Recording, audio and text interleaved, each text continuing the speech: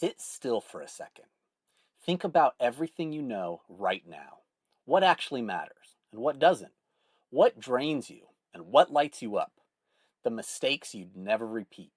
Now imagine you had all of that at birth. Would your life look exactly the same? It wouldn't. And that's exactly what this video is about. Most people never realize this. But if you're in your 20s or 30s, you're not behind. You're standing at the start of a second life. And this time, you're not guessing. In this video, you'll see exactly why your first 20 to 25 years were never fully yours. The 3 hidden beliefs that will quietly ruin your next chapter if you don't catch them, and a simple 5-step framework to take everything you've learned and actually build a life that fits you. By the end of this, you're going to see your life completely differently. And more importantly, this time, you have the cheat code.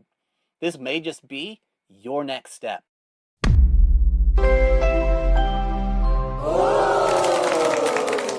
Here's what no one ever told you about your first life. You didn't design it. From the moment you were born, other people made the decisions. Your parents chose the house, the neighborhood, the school. They chose what was acceptable and what wasn't. They molded what a relationship looked like, what success looked like, what normal looked like. Then teachers took over, then coaches, then culture, then a system that graded you, ranked you, and sorted you before you were even old enough to know what you actually wanted. By the time most men are 25, they've spent 25 years being shaped by forces outside of themselves, and they don't even know it.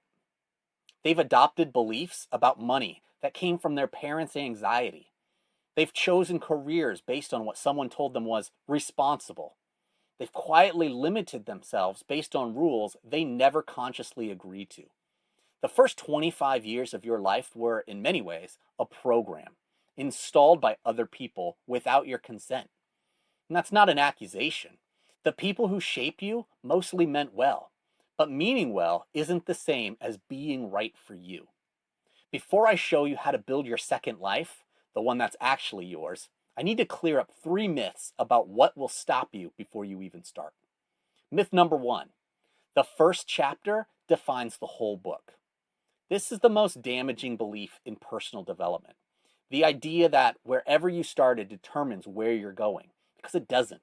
Research in psychology consistently shows that people dramatically overestimate how much their past predicts their future. Psychologists call this impact bias. We believe the events of our history will shape us far more than they actually do. The brain is genuinely plastic. The patterns you learned can be unlearned. The beliefs installed in you can be updated. You are not a finished version of yourself. You're a very good first draft. And the second draft is always better because you know what didn't work. Myth number 2, by now, you should have this figured out. This myth is particularly dangerous because it wears the mask of ambition. It says, look how much time has passed. Look at what you haven't built. Maybe that's information about what you're capable of or not capable of. That voice isn't yours. That's urgency culture. That's the same system that graded you on a schedule you never chose and told you that you're falling behind and that you're failing. It trained you to mistake being busy for making progress. And now it's trying to make you feel like you're behind on a timeline that someone else wrote. You're not behind. You're exactly where the programming delivered you. And the program is about to change. Myth number 3, starting over means starting from scratch. Now, this one sounds humble. It disguises itself as honesty, but it's not true. It's inaccurate because you're not starting from zero. You're starting from experience, and that's a completely different starting line. When you're 27 or 33 or 39 and you decide to redirect your life, you're not a blank slate. You're someone who knows what failure actually looks like. Someone who's watched certain choices play out in real time. Someone who understands, not from a book, but from the lived weight of it, exactly what doesn't work.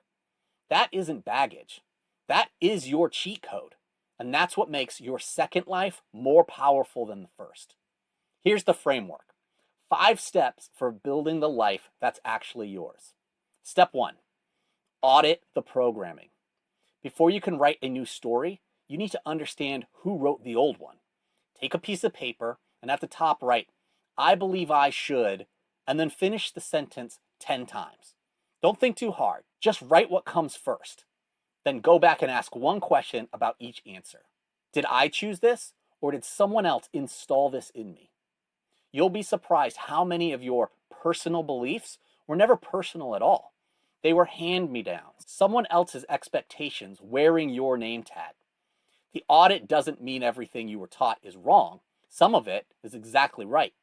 But you need to decide that consciously, not just inherit it blindly. Step 2, write your own operating system. Here's the question most men are afraid to answer honestly. What would I want if no one was watching? If no one could be disappointed? If success and failure were completely private? Not what sounds good, not what's responsible, not what would make someone else proud. What would you actually build? Because here's the thing about your second life. No one else is driving. The decisions are completely yours. The outcomes are completely yours. And the failures are completely yours. But so is the satisfaction of knowing that whatever you build from here, you built it. Step 3, use your data. Every mistake you've made is information. Every relationship that didn't work told you something that you needed to know about your value. Every job that drained you was a data point about what you need to function. Psychologists have a name for what happens when people use their hardest experiences as fuel. They call it post-traumatic growth. And the research shows that for many people, the most painful chapters of their lives becomes the foundation for their most meaningful ones. You're not behind because you've struggled. You're positioned because you've learned.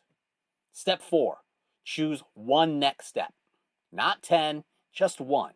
This is where most people collapse. They look at the gap between where they are currently and where they want to be. And it's so wide, it's so overwhelming that they don't move on at all. They convince themselves they need a complete 5-year plan, a guarantee, or a sign. But you don't. You need one honest decision, not a destination, a direction. Purpose is more like a compass than a GPS. A compass doesn't tell you where to arrive, it just tells you which direction is north. And that's enough, because you can always take one step north. Step 5, protect your second life. Because the people around you, the ones who've known you for years, they're going to resist what they see in you. Not because they want you to fail, but because when you change, it forces them to confront what they're not changing. Your growth becomes a mirror that they didn't ask to look into. So you need to decide in advance who gets to shape your second life. Not who shaped the first one, that was decided for you, but who do you choose now? The voices you allow in, the relationships you invest in, the environments you place yourself in, these are your decisions. And make them on purpose, because the programming of your second life is also yours to write. Here's what I want you to hear. You're not behind, you're not broken, you're not the one person on earth who doesn't get a second chapter. You are someone who spent 20 or 25 years living inside a story that someone else started writing before you even knew what a story was. And now, for the first time, you're holding the pen. The question isn't whether you wasted your first life. I promise you, you didn't. That life made you exactly who you needed to be for you to write your next one as well. Nothing was wrong with you. You were operating inside a system designed by people who meant well, but who weren't you. That system delivered you here, to this moment, where you finally get to build a life designed specifically around who you actually are. And that life starts with one honest step. So ask yourself this. If you had all the knowledge and experience you have right now, but you were starting fresh, what's the first decision you would make differently? Don't write it for anyone else. Write it honestly, because that answer, that's where your second life begins. Put it in the comments below. I read every single one. And watch this video next. See how finding a mentor is the cheat code within this cheat code, and how they speed up your second life exponentially.